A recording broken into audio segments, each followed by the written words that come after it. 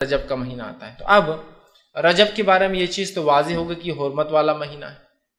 لیکن اس کی حرمت کے علاوہ اور کوئی فضیلت اس مہینے کی نہیں آتی ہے۔ جیسے کہ لوگوں کو دیکھا جا رہا ہے کہ جو ہی رجب کا مہینہ آتا ہے مختلف قسم کے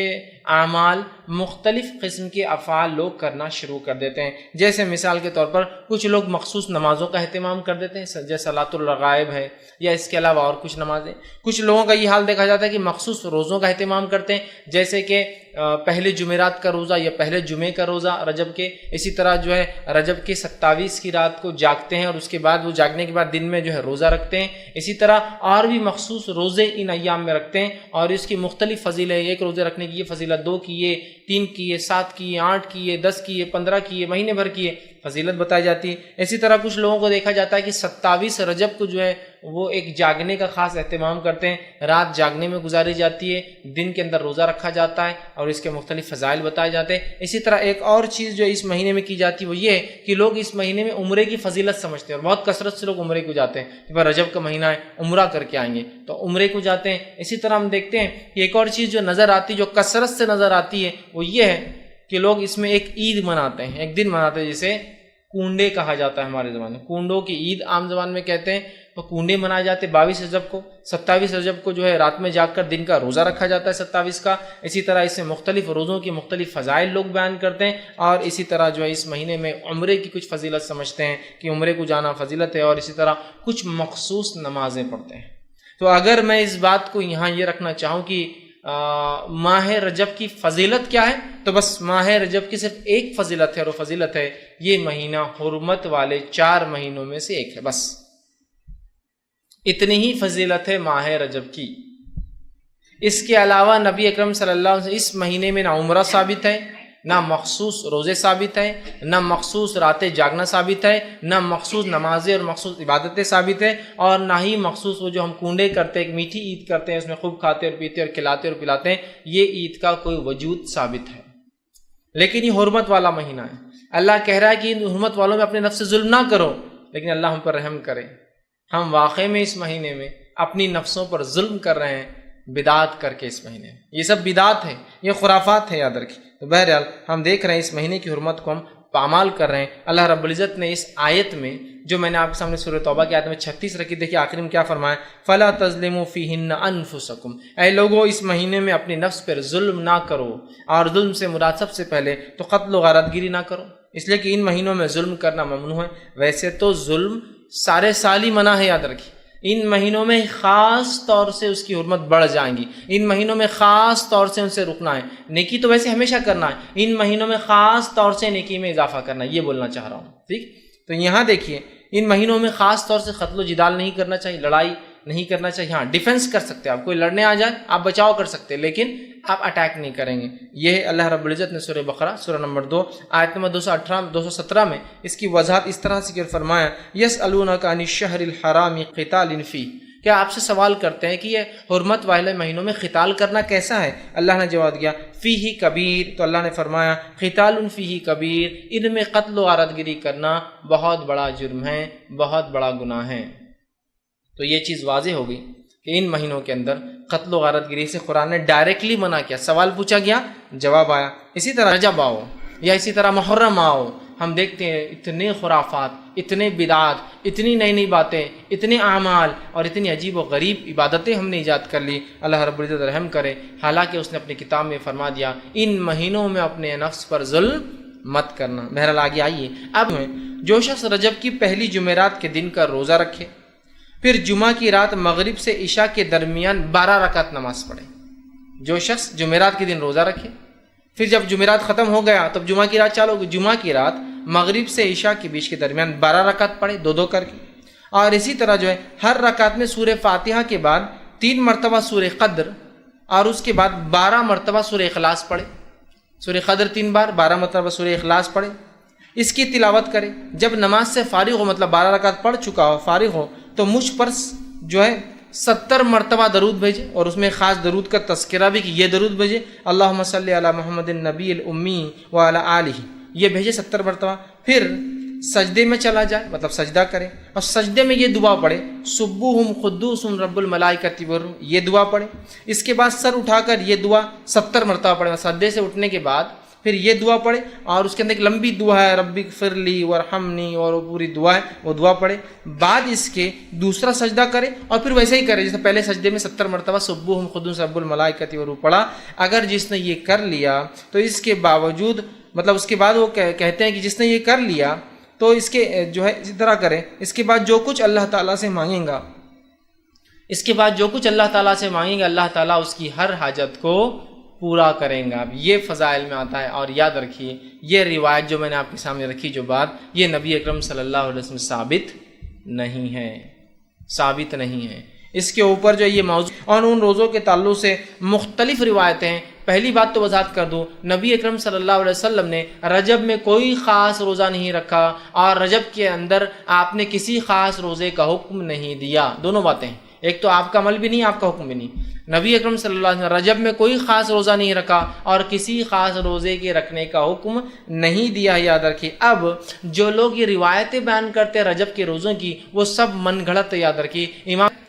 1000 مہینوں سے افضل ہے۔ اب کوئی کہے شب قدر کے علاوہ کوئی ایک رات آتی ہے وہ 1000 مہینے نہیں 2000 مہینوں سے افضل ہے، تو آپ سمجھ جائیے کہ یہ گڑبڑ ہے، کہ تو ہائیسٹ لیول آف ثواب رات میں جاگنے کا وہ 1000 مہینہ ہے۔ اب کچھ لوگوں نے اس کو اگر ہم 1000 مہینوں کو اگر سالوں میں کنورٹ کرے تو ہوتا ہے 83.83 سال اور 3 مہینے، ٹھیک، یہ اس کی عدد ہوتے ہیں۔ آپ کو کہے ایک رات جاگنے کا روزہ رکھنے کا 120 سال کے گناہ معاف ہوتے، تو آپ سمجھ جائیے کچھ تو بھی گڑبڑ ہے۔ جس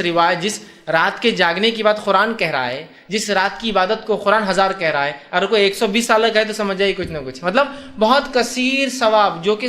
صحیح اعمال کے مقابلے میں آ رہا ہے، سمجھ جائیے من گڑت ہے۔ اب دیکھیے کیا روایت بیان کی جاتی ہے اس میں روزوں کے فضائل میں۔ روایت اس طرح سے موضوع ہے، یاد رکھیے روایت موضوع ہے، اللہ رب العزت رحم کرے۔ میں صرف روایت کرنے کے اعتبار سے کہہ رہا ہوں، وہ ایسا کہا جا رہا ہے کہ اللہ کے رسول نے اس میں کہا، جبکہ وہ روایت موضوع ہے۔ حدیث کے الفاظ اس طرح سے ہے، مطلب وہ حدیث جو موضوع ہے، جو آپ کی طرف من گڑت منسوب کی گئی، الفاظ یوں ہیں: بے شک رجب کا مہینہ عظمت والا مہینہ ہے،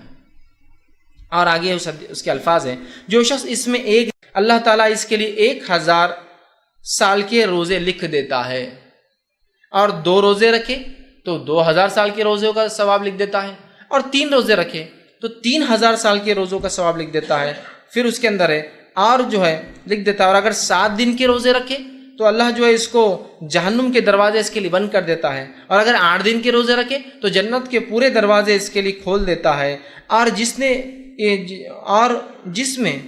سے چاہے جنت میں تاکہ وہ داخل ہو جائے۔ اور جو شخص 15 دن کے روزے رکھے اس کی برائیوں کو نیکیوں میں تبدیل کر دیا جاتا ہے، اور ایک منادی دینے والا آسمان پہ اعلان کرتا ہے: اللہ تعالیٰ نے تمہاری مغفرت کر دی، اب تم نئے سرے سے عمل شروع کرو، ٹھیک ہے۔ اور جو شخص اس میں زیادہ سے زیادہ روزے رکھے اللہ تعالیٰ اس کو زیادہ زیادہ عطا فرماتا ہے۔ یہ روایت موضوع ہے اور من گڑت ہے۔ امام الجوزی نے اپنی موضوعات اپنی کتاب الموضوع کے اندر اس کو روایت کیا، اور اکثر محدثین نے اس کو اپنی موضوعات کے اندر روایت کیا کہ یہ روایت صحیح نہیں ہے۔ یہ تو 1000 دن کے روزوں کا ثواب بتایا جا رہا ہے، 2000 دن کے روزے، مطلب 30 دن رکھ لیا تو 3000 ہو گئے، یا 29 کا دن آتا 29000۔ اللاجیکل بات ہے، اس لیے کہ دیگر اعمال پہ شب قدر پر یا رمضان کے روزوں پر یہ فضائل کی بات نہیں آ رہی،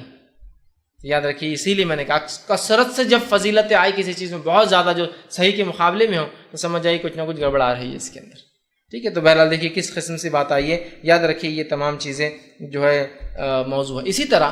اس میں ایک خاص نماز کا بھی تذکرہ آتا ہے روزے کے ساتھ، کہ روزہ رکھے اور نماز پڑھے، وہ اس طرح سے بیان کیا جاتا ہے، اور یہ بھی روایت موضوع ہے، جھوٹی ہے لیکن لوگ عمل کرتے ہوئے کیا ہے، حدیث کو ایسا بیان کیا جاتا ہے جو کہ جھوٹی ہے: جو آدمی رجب میں 1 دن کا روزہ رکھے اس میں 4 رکعت اس طرح پڑھے کہ پہلی رکعت میں سورہ جو ہے فاتحہ کے بعد جو ہے 100 مرتبہ آیت الکرسی پڑھے، اور پھر دوسری رکعت میں 100 مرتبہ سورہ اخلاص پڑھے، مطلب پہلی رکعت میں سورہ فاتحہ 100 مرتبہ آیت الکرسی، دوسری رکعت میں سورہ فاتحہ کا 100 مرتبہ سورہ اخلاص پڑھے، تو اس کی موت نہیں آئیں گی یہاں تک کہ وہ جنت اس سے دکھا لیا جائے، یا جنت میں اس کا ٹھکانہ نہ اسے بتا دیا جائے۔ مطلب روزہ رکھے، روزہ رکھنے کے بعد 4 رکعت اس روزے میں یہ نماز پڑھے، کیا نماز پڑھے جو بتایا جا رہا طریقہ کہ سورہ فاتحہ کے بعد 100 مرتبہ آیت الکرسی، سورہ فاتحہ کے بعد 100 مرتبہ سورہ اخلاص، تو فائدہ کیا ہوگا اس کو؟ نہیں مرے گا مگر جنت میں اس کا ٹھکانہ بتا دیا جائے گا کہ تم یہاں رہنے والے ہو جنت۔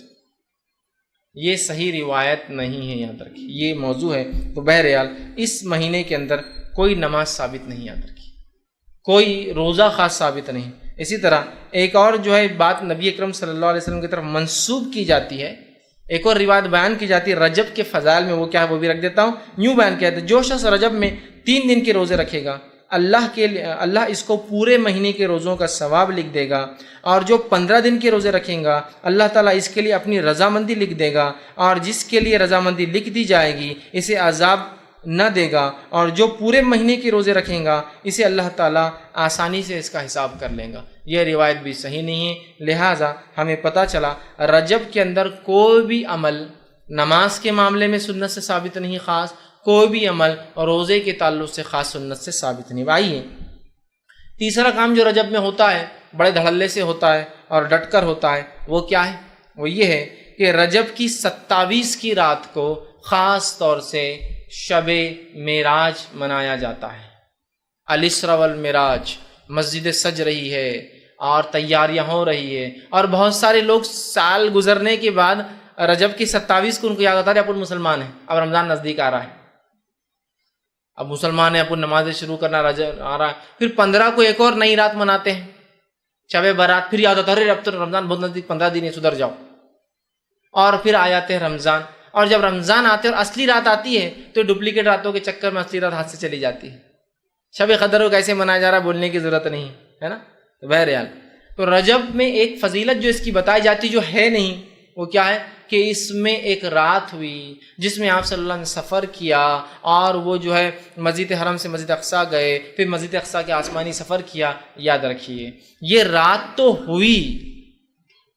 کب ہوئی وہ نہیں پتا ہے ہم کو، 27 خاص نہیں، کب ہوئی نہیں پتا ہے، یہ واقعہ صحیح ہے کہ آپ صلی اللہ علیہ وسلم کو معراج ہوئی، ٹھیک۔ اب بہت سے لوگ ہوتے ہیں وہ بولتے ہیں کہ جو ہے قرآن کے اندر معراج کا تذکرہ ہے، قرآن کے اندر معراج کا، اس لیے ہم منانا چاہیے۔ قرآن کے اندر الحمدللہ معراج کا تذکرہ کہیں بھی نہیں ہے، قرآن کے اندر تذکرہ اسراء کا ہے، قرآن کے اندر تذکرہ اسراء اور معراج کیا ہے بتا دیتا ہوں۔ اسراء کہتے ہیں اس سفر کو جو آپ صلی اللہ علیہ وسلم نے مسجد حرم سے مسجد اقصیٰ طے کیا، یہ اسراء،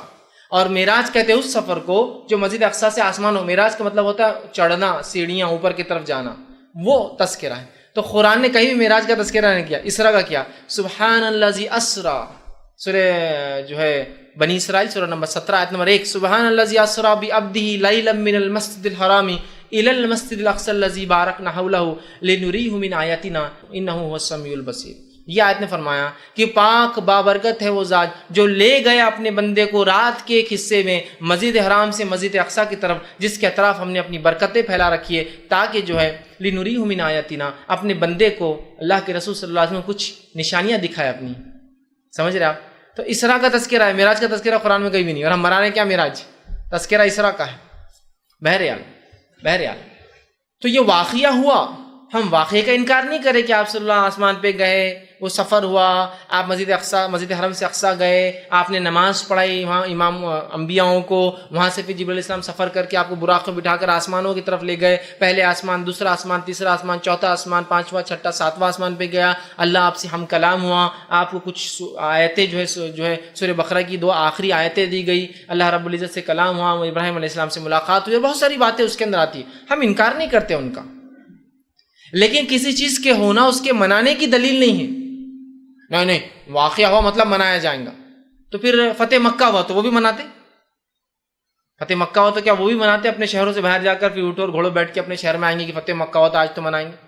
جنگ بدر ہوئی جس کو اللہ نے فرقان کہا، یوم الفرقان تھا، اس دن اللہ نے فرق کر دیا کفر میں اور توحید میں، تو کیا اس دن بھی ہم منائیں گے، چپ چپ باہر جا کے جنگ لڑیں گے ایک دوسرے سے، اور کچھ لوگ اور بولیں گے ہاں یہ یوم الفرقان تھا،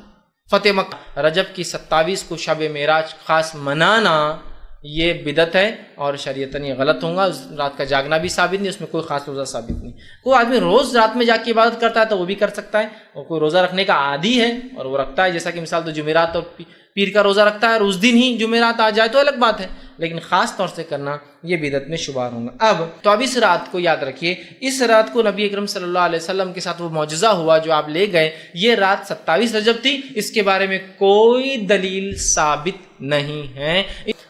اور ایک کام جو اس رجب میں کیا جاتا ہے بڑے عقیدت سے، وہ کیا ہے، وہ یہ کہ رجب میں لوگ سمجھتے ہیں عمرہ کرنا افضل ہے، اور بہت لوگ عمرے کو جاتے ہیں، بڑا نمبر لگائے جا رہے ہیں، تڑپ تڑپ کے لگائے جا رہے ہیں، دعائیں ہو رہی اللہ سے سالوں سال کی رجب میں موقع دے ہم کو عمرے کا۔ رجب میں آپ صلی اللہ علیہ وسلم سے خود عمرہ کرنا ثابت، اور نہ ہی آپ نے کبھی اس کی کوئی فضائل کسی صحیح احادیث میں بتائی ہے۔ دونوں باتیں یاد رکھیں، آپ صلی اللہ علیہ وسلم سے رجب میں کوئی عمرہ ثابت نہیں ہے، اور آپ صلی اللہ علیہ وسلم سے کسی صحیح حدیث میں کوئی قول ثابت نہیں ہے کہ آپ نے عمل خود عمرہ کیا یا حکم دیا کہ بھائی تم لوگ اس مہینے میں عمرہ کیا کرو، کوئی بات ثابت نہیں ہے۔ یاد رکھیے اس تعلق سے جو بات آتی ہے، آپ صلی اللہ علیہ وسلم کے جو عمرے ہیں اس تعلق سے جو بات آتی ہے، ایک روایت یوں آتی ہے جو کہ صحیح مسلم کی حدیث ہے، اور جو ہے عروہ بن زبیر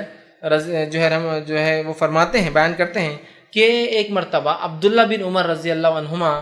اور میں دونوں مل کے عائشہ رضی اللہ عنہا کے حجرے کے باہر بیٹھے، اور میں نے سوال کیا ابن عمر سے کہ عبداللہ ابن عمر، کیا نبی اکرم صلی اللہ علیہ وسلم نے رجب میں کوئی عمرہ کیا تھا؟ تو وہ فرماتے ہیں، انہوں نے جواب دیا ہاں کہ آپ صلی اللہ علیہ وسلم رجب میں عمرہ کیا تھا۔ پھر وہ کہتے ہیں کہ جو عروہ کہتے ہیں کہ میں نے عائشہ رضی اللہ عنہا سے پوچھا، اے جو عائشہ رضی اللہ عنہا، کیا اللہ کے رسول نے رجب میں کوئی عمرہ کیا تھا؟ تمہاری عائشہ رضی اللہ عنہا نے وہی جواب دیا اسی وقت جب کہ عروہ بھی بیٹھے ہیں، عبداللہ بھی بیٹھے ہیں، اور وہ اندر حجرے میں۔ جب انہوں نے پوچھا، ان سے پوچھا پہلے پھر ان سے پوچھا، تو میں عائشہ جواب دیتی حجرے سے، انہوں نے کہا کہ اللہ جو ہے عبداللہ ابن عمر کی مغفرت کرے، ان پر رحم کرے، مطلب دعائیں دے رہی، غلطی بھی ان سے، اس کا مطلب رحم کرے، مغفرت کرے۔ اللہ کی قسم آپ صلی اللہ علیہ وسلم نے کبھی کوئی عمرہ رجب میں نہیں کیا، اللہ کی قسم نبی اکرم صلی اللہ علیہ وسلم نے کبھی کوئی عمرہ رجب میں نہیں کیا۔ اس سے اسلاف کا، صحابہ کا طریقہ دیکھیے اختلاف کا، کہ ابن عمر نے غلطی کرتے یہ نہیں کہا کہ اندر سے حضرت عائشہ کی ہنسی کی آواز آئی، ٹھیٹھی ٹھاٹا کی آواز آئی، اور کہا ابن عمر کو کیا اتنا بھی نہیں پتا کہ کب اللہ کے رسول نے کیا کہتا ہے، اتنے جاہل ہے کیا فقیہ الامہ تم کو لوگ کہہ رہے ہیں، تم کو تو اتنا بھی علم نہیں۔ اللہ مغفرت کرے عبداللہ کی، اللہ رحم کرے ابن عمر پر۔ دیکھیے طریقہ کتنا احسن ہے کہ اللہ رحم کرے ابن عمر پر۔ اللہ کی قسم کبھی اللہ کی رسول صلی اللہ علیہ وسلم نے جو ہے رجب کے اندر عمرہ نہیں کیا، وہ فرماتی ہے۔ اور پھر کہا، آپ نے فرمایا مہینے میں نہیں تھا، اور آپ صلی اللہ علیہ وسلم جب بھی عمرہ کے لیے گئے ہر مرتبہ ابن عمر آپ صلی اللہ علیہ وسلم کے ساتھ ہی ہوتے تھے، پھر بھی وہ یہ بات بھول گئے۔ وہ ان کے ساتھ ہی تھے لیکن پھر بھی شاید ان سے وہاں بولنے میں چوک میں تھا۔ عائشہ نے کہا کہ تم تو ہر سفر میں ان کے ساتھ تھے، پھر بھی بھول گئے تھے، ان سے چوک ہوگی۔ اسی طرح دوسری روایت جو آتی ہے وہ اس طرح سے صحیح مسلم کی روایت ہے، انس بن مالک رضی اللہ عنہ سے پوچھا گیا کہ اللہ کے رسول صلی اللہ علیہ وسلم نے کتنے عمرے کیے؟ تو انہوں نے فرمایا اللہ کے رسول صلی اللہ علیہ وسلم نے 4 عمرے کیے اور 1 حج کیا تھا آپ نے۔ اور پوچھا گیا کب کیے تھے؟ تو کہا 3 عمرے آپ نے ذی القعدہ میں کیے، اور 1 عمرہ آپ نے ذی الحجہ میں کیا جس میں آپ نے حج بھی کیا تھا۔ مطلب آپ صلی اللہ علیہ وسلم نے انفرادی طور سے 3 عمرے کیے اور 1 عمرہ حج کے ساتھ کیا آپ نے۔ تو ایسے آپ صلی اللہ علیہ وسلم کی زندگی میں کتنے عمرے ہوئے؟ 4 عمرے، 3 جس میں سے ذی القعدہ میں آپ نے کیے، اور 4تھا عمرہ آپ نے حج کے ساتھ کیا۔ ظاہر سی بات ہے مطلب ذی الحجہ میں کیا، حج ذی الحجہ میں آتا۔ تو آپ صلی اللہ علیہ وسلم ٹوٹل کتنے عمرے کیے؟ 4، 3 ذی القعدہ میں اور 1 ذی الحجہ میں کی۔ تو انس بن مالک کہتے ہیں آپ صلی اللہ علیہ وسلم نے 4 عمرے کیے، 3 تو جو ہے ذی القعدہ میں کیے، اور 1 آپ نے عمرہ کیا جس میں آپ نے حج بھی کیا، اور وہ ذی الحجہ میں تھا۔ تو گویا آپ صلی اللہ علیہ وسلم کے ٹوٹل 4 عمرے ہیں اور 1 حج آپ نے اپنی زندگی میں کیا ہے۔ تو لہٰذا اس مہینے میں عمرے کی بھی کوئی خاص فضیلت ثابت نہیں، یہ بات کو بھی آپ ذہن نشین کر لیں، ورنہ بہت سے لوگ نمبر لگا کے عمرے کے لیے جا رہے ہیں، یا بہت سے لوگ گلف میں ہیں تو آسانی ہوتی، چھٹیاں لے کے آدمی رجب کا عمرہ، بڑا عمرہ، فضیلت والا عمرہ، بابرکت عمرہ، ایسا عمرہ ویسا عمرہ۔ پھر اس عمرے کے ساتھ اگر یہ سب بدعتیں جڑ جائے، مطلب جڑا دیتے ہیں، صلاۃ الرغائب حرم میں چل رہی ہے، روزے رکھے جا رہے ہیں اس نیت سے کہ یہ فلاں، تو اس مہینے میں کوئی نماز، کوئی روزہ، کوئی عمرہ خاص طور سے ثابت نہیں۔ عام طور سے آپ اگر رکھتے ہیں، آپ کی عادت ہے کہ ایام 20 کے روزے جو ہوتے ہیں، چاند جب بیچ میں آ جاتا ہے، 12، 13، 14 کے روزے، اسی طرح پیر کا اور جمعرات کا روزہ آپ رکھتے ہیں، ٹھیک ہے، یہ تو الگ بات ہے، لیکن خاص کوئی روزہ ثابت نہیں آتے۔ اب آئیے جو آخری بدعت جو اس میں ویسے اس مہینے میں لوگ کئی بدعتیں کرتے ہیں، ان میں سے جو بڑی بڑی بدعتوں میں آخری آپ کے سامنے رکھ رہا ہوں۔ لہٰذا رجب کے مہینے کی صرف ایک فضیلت ہے، وہ یہ ہے کہ رجب کا مہینہ حرمت والے مہینوں میں سے ایک مہینہ ہے۔ کیوں؟ وہ اللہ کی مرضی تھی، اس نے اس مہینے کو تعظیم بخشی، ہمیں اس تعظیم کا خیال رکھے۔ اس مہینے میں کوشش کرنی چاہیے کہ ہم گناہ اور معصیت اور ظلم سے بچیں، حالانکہ ظلم سے تو سال بھر بچنا ہے ان مہینوں میں، لیکن خاص محترم مہینے چونکہ جس میں رجب بھی ایک حرمت والا ہے، ان میں گناہوں سے، ظلم سے بچنا ہے، اور کوئی خاص روزہ، کوئی خاص نماز، کوئی خاص اذکار، کوئی خاص عمرہ، کوئی خاص صلاۃ الرغائب اور پتہ نہیں لوگ کیا کیا پڑھ رہے ہیں، اور کوئی کوڈے اور کوئی خاص رات میں جاگنا اور صبح کا روزہ رکھنا اس مہینے میں ثابت نہیں۔ یہ تمام چیزیں بدعت اور خرافات ہیں، اس کو ہمیں سمجھنے کی ضرورت ہے۔ کوئی کام اللہ کے رسول اور اس کے صحابہ سے اگر ثابت ہو آپ سن کے تو بہرحال عمل کرنے میں کوئی حرج نہیں، یاد رکھیے، لیکن جو بات ثابت نہیں، یاد رکھیے ہمیں ضرورت ہے ہم اس بات کو سمجھے کہ یہ بدعت ہے، اور بدعتوں سے بچنا ہم پر واجب اور فرض، یاد رکھیے، ورنہ ایسا نہ ہو کہ ہم بدعتیں کر کے دنیا سے چلے جائیں۔ اللہ رب العزت کے پاس جب اعمال کے لیے پہنچیں تو اللہ رب العزت ہم کو لوٹا دے کہ تم نے جو کام کر کے آئے ہو یہ اعمال کا باعث ہی نہیں تھا، یہ تو ثابت ہی نہیں تھا، کیا میرے رسول کو کرتے ہوئے پایا؟ کیا میرے اصحاب نے اس کو کرتے ہوئے دیکھا، یا سلف صالحین میں سے کسی نے کیا؟ ہمارے پاس اس کے نہ کوئی تاریخی حوالے ہے، نہ کوئی ریلیجس بیسس ہے، تو لہٰذا ہم کوشش کریں ان تمام بدعت و خرافات سے بچتے رہیں، اور اس قسم کی بدعت و خرافات ہر مہینے لوگ مناتے ہیں، ان تمام سے ہم محفوظ رکھنے کی اپنے آپ کو جو کوشش کریں۔ اسی پر اپنی بات کو میں ختم کروں گا۔ اللہ رب العزت سے آخر میں دعا ہے کہ اللہ سبحانہ تعالیٰ جو کچھ کہا سنا گیا اس پہ عمل کی توفیق عطا فرمائے، ہم تمام کے لیے ہر قسم کی بدعت اور خرافات سے ہماری حفاظت کریں، جب تک ہمیں زندہ رکھے، اسلام اور ایمان پر زندہ رکھے، خاتمہ ہمارا ایمان پر ہو۔ آخر دعوانا الحمد للہ رب العالمین۔